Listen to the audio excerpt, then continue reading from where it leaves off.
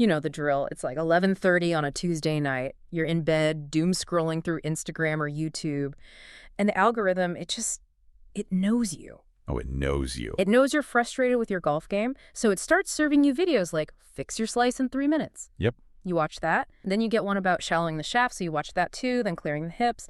And by the time you actually get to the range on Saturday, you've got, I don't know, 17 different swing thoughts rattling around in your head. It's like loose change in a dryer. Exactly. You're trying to play a sport, but you're actually doing, like, complex geometry in your brain. It is the classic paralysis by analysis. We treat the golf swing like it's a computer code that has a bug in it. Right. And we think if we just find that one right line of code, you know, the right wrist angle, the perfect knee flex, the bug will be fixed forever. And we'll suddenly turn into Scotty Scheffler. But the bug never gets fixed. I mean, usually the bug gets worse. It gets worse. And that is exactly why I'm so excited about the stack of notes we are diving into today. This comes from golf coach Henrik Jentsch, and it's his blueprint for 2026. What stood out to me immediately, and really why I wanted to do this deep dive, is that Jentsch isn't trying to fix your swing. In fact, he's basically saying, stop obsessing over the mechanics for a second. Which is a pretty disruptive message in an industry that is, I mean, it's entirely built on selling you the next great swing aid or the secret move. Hugely disruptive. But the headline here is that you can transform your scores, and this is whether you're trying to break 100, 90, or even shoot under par without changing your physical ability at all. So no more club head speed needed. You don't need more club head speed. You don't need to hit the gym. You just need to adopt what he calls non-negotiables. Non-negotiables. I like that term. It feels heavy. It implies a kind of contract with yourself. It does, and looking at the source material, Jentsch is very, very specific about this definition. These are not swing thoughts. They aren't tips. Yeah. He defines them as performance principles, a personal code of conduct. I think that distinction is vital right off the bat. A swing thought is internal. It's turn my shoulder or keep my head down. Sure. A code of conduct is external. It's a rule of engagement. It says, I will not do X no matter how I feel. He's pivoting the focus from how you hit the ball to what decisions you make before you even pull a club. So the mission for this deep dive is to unpack this code of conduct. We have 4 main rules, 4 non-negotiables, that Jentsch claims will stop us from blowing up our scorecards. And I bet they seem simple on the surface. Oh, they do. But applying them, that feels like where the real challenge is. Simple to understand, incredibly hard to execute when your ego is screaming at you. Yeah. That's the catch. Right. These are hacks, essentially. But they aren't lazy shortcuts. They are decision-making hacks designed to prevent the unforced errors. The unforced errors, the double bogeys that just come out of nowhere. Exactly. The goal here is consistency. It's about building a decision-making architecture that, frankly, protects you from yourself. I need protection from myself on the golf course, that is for sure. So let's jump straight into the deep end. We're going to start with what Jentsch lists as non-negotiable number 4. Starting out of order, I like it. I know, but reading the notes, this one just feels like the anchor for the entire philosophy. He calls it the 15-yard rule. This is the big one. This is the rule that addresses the most dangerous relationship in golf.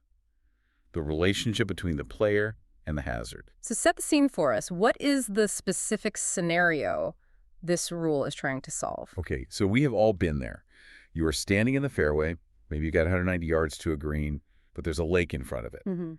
Or maybe it's a par 5 and you're trying to carry a massive fairway bunker or a ravine. You have a number in your head. You shoot the laser, and it tells you it's a 200-yard carry to clear the water. Okay, I'm visualizing it. I see 200 yards. I look in my bag. I have let's say it's my 4 hybrid that I know can go 200 yards. I mean, I hit it 200 yards last week on the 4th hole. And that is the trap. That logic right there is what leads to disaster. Jentsch's rule is absolute on this. Okay. The 15-yard rule states, you are not allowed to attempt to carry a hazard unless you have a minimum buffer of 15 yards beyond the carry distance. 15 yards, that's not a small margin. That's a full club, maybe a club and a half for some people. It's significant. So if the carry is 200 yards to clear the water, the math is simple. 200 plus 15. You need a club that carries, and I have to stress carries, not total distance with roll 215 yards. So if my 4 hybrid carries 205 and the water is 200, I mean, technically I can clear it. Technically, yes. But under this non-negotiable framework, you cannot hit the shot. It is forbidden. Wow. You must lay up, and he's specific about the layup too. You don't just whack it down there somewhere. You lay up to a spot that is 15 yards short of the water. to ensure you don't roll in. This is where the real insight comes in for me. Why 15 yards? Why not 5? Why not just enough to clear it? It comes down to dispersion patterns. This is the sort of engineering side of Jentsch's approach. If you look at robot tests or TrackMan data, even elite players, tour pros, have a variance in their carry distance. Yeah. If you hit 10 shots with the same club, the difference between your flushed shot and your slightly thin shot is easily 10 to 15 yards. Right. So if your buffer is 0 or 5 yards, you are statistically guaranteeing that a percentage of your okay shots, not even your bad shots, just your average ones, will end up wet. That's terrifying because we operate on the assumption that if we make decent contact, we deserve a good result. You know, I hit that solid, why is it in the water? Physics doesn't care about what you deserve. Jentsch calls this the gray zone. It's that distance where your ego tries to negotiate with reality. You're standing there thinking, well, if I catch it perfectly and the wind dies down and I grunt a little bit, I can clear this. That's the best shot fallacy, isn't it? Jentsch hits on this hard in the notes. He does. He argues that most amateurs make decisions based on their P100, their 100th percentile outcome, the absolute best ball they ever struck. I remember hitting this 5-iron 195 yards downhill in a hurricane back in 1999. Yes. I feel attacked. I definitely have those yardages etched in my brain. My 7-iron is my 160 club. Reality check. It's probably my 145 club. We all do it. It's confirmation bias. We remember the glory. We forget the mishits. But Jentsch demands you use your normal shot. Not your worst shot, but your solid, repeatable stock shot.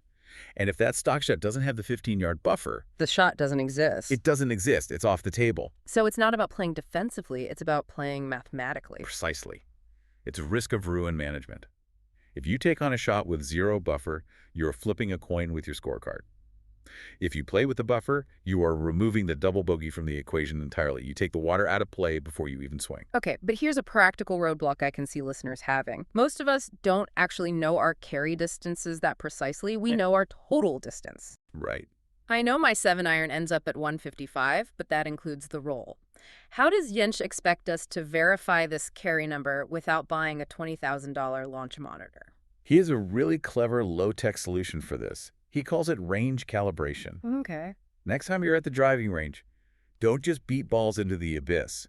Take your laser range finder, the same one you use on the course. And just laser the range flags. Exactly. Laser a flag or a sign. Let's say there's a mound at 150 yards.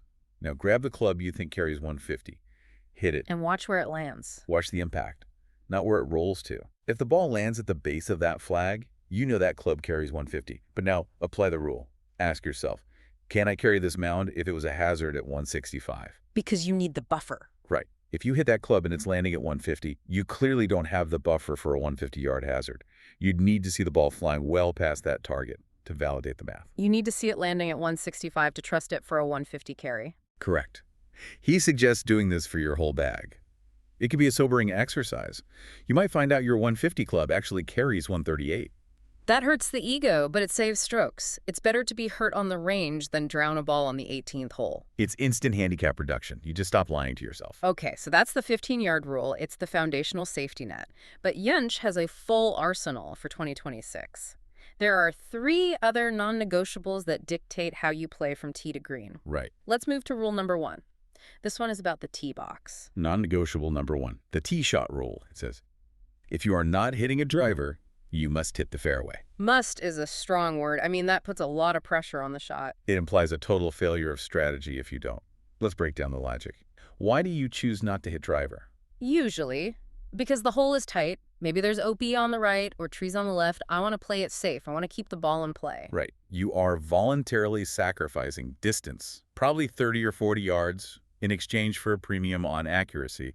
You are paying a price for safety. I'm paying with yardage. But if you pull the 3-wood or the hybrid to be safe, and then you hit it into the rough or the trees anyway, what have you just done? I've lost the yardage and I haven't gained the safety. I've lost twice. Exactly. It's a double penalty.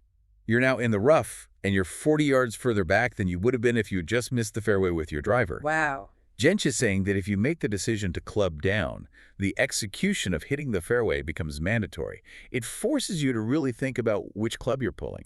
It's interesting because I think a lot of us just default to the 3-wood as the safe club. We do. But for some people, the 3-wood is harder to hit straight than the driver. It has less face area? That's a massive point. A 3-wood isn't automatically safer. Jentsch argues that clubbing down shouldn't mean just taking the next club in the bag. It means taking the club you trust with your life. If that's a 5-iron, hit the 5-iron. Because being 180 yards out in the fairway is way better than being 150 yards out in the trees. 100%. If you can't guarantee the fairway with the club you chose, you haven't actually made a safe choice. You've just made a shorter bad choice. The rule enforces accountability on your conservative play. Conservative play is only smart if it actually works. I love that. Conservative play is only smart if it works. It stops the lazy decision-making on the tee. Okay, let's move down the fairway. We've hit our tee shot. Now we're approaching the green.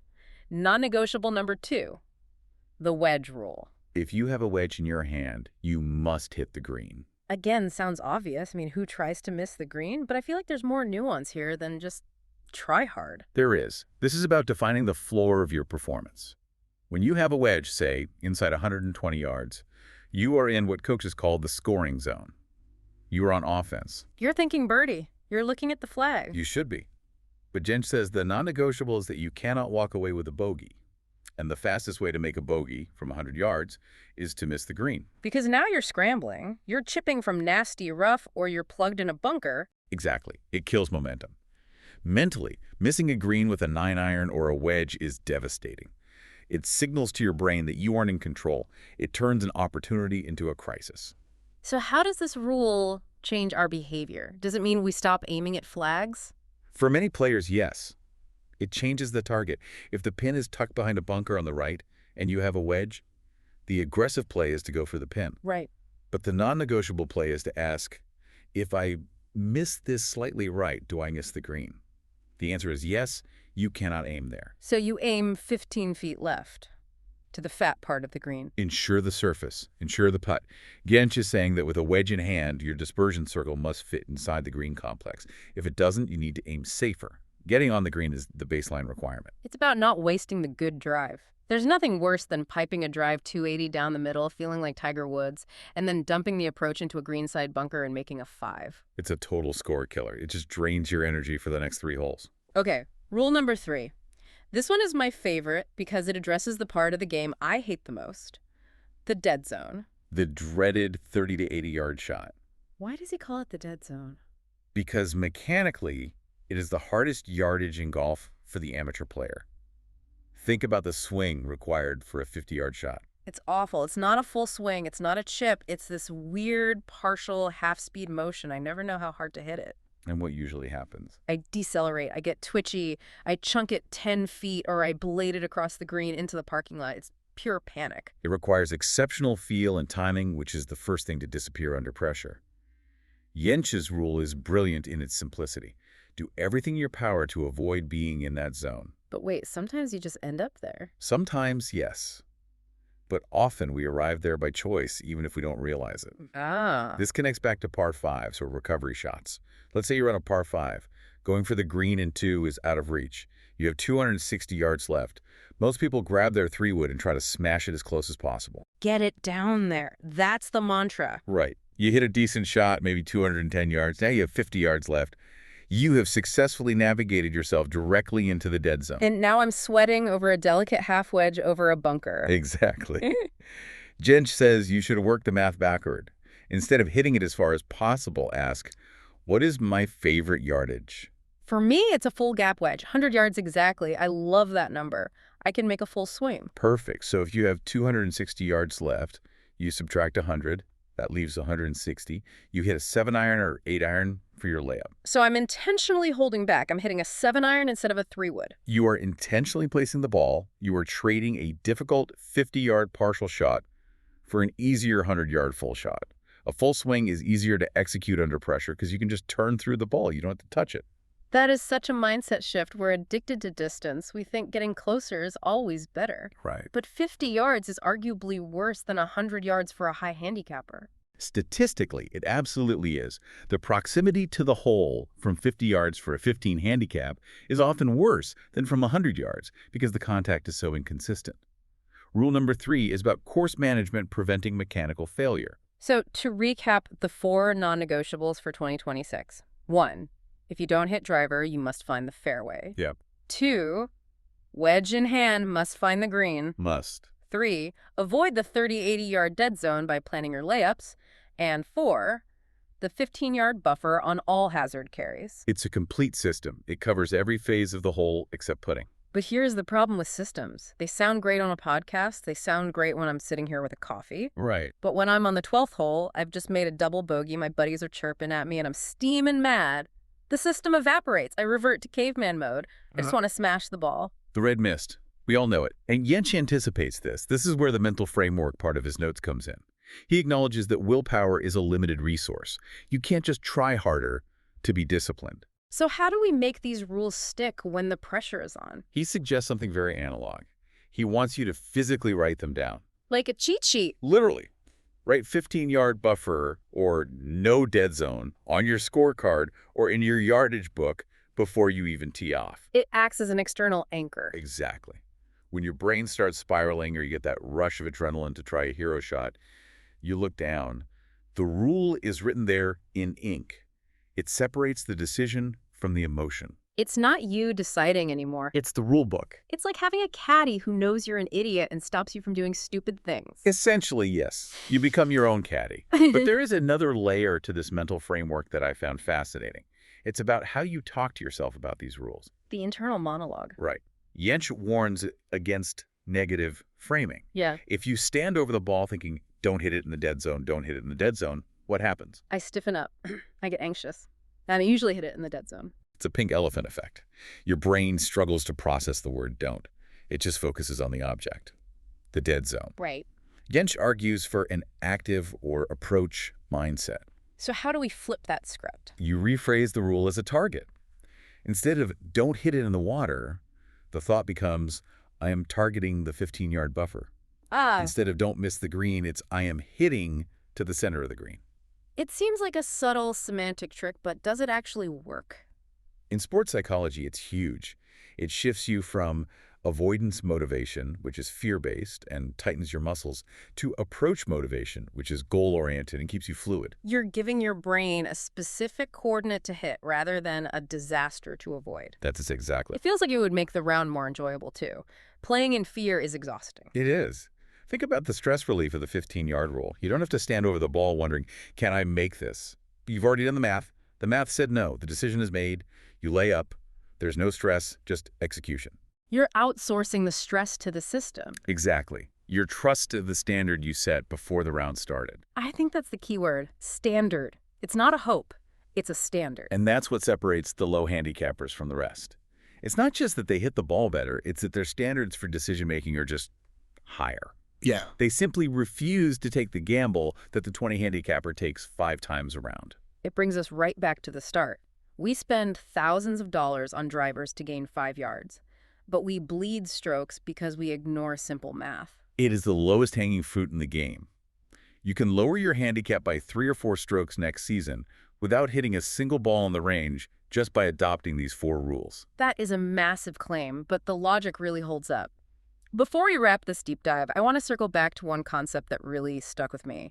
We talked about the best shot versus the normal shot. The ego trap. It's funny how much our ego protects that best shot image. We cling to it. We define ourselves by it. We do. And if you really reflect on it, and I want you, the listener, to really chew on this, it raises a provocative question. Okay. Why do we base our strategy, our money, and our happiness on the 1 in 10 outcome? We plan for the miracle? We do.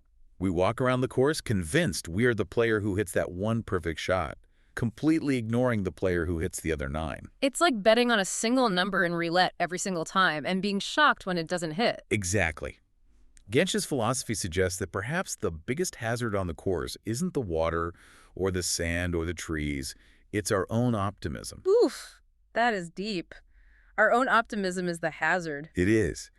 But if you can tame that optimism with these non-negotiables, if you can accept the player you actually are rather than the one you wish you were, you might find that the player you actually are is pretty damn good. I'm taking that to the bank. Yeah. And I'm definitely writing rule number 4 on my scorecard this weekend. That's it for this deep dive into Henrik Jentsch's 2026 non-negotiables. Stop fixing your swing. Start fixing your choices. Thanks for listening. Play smart.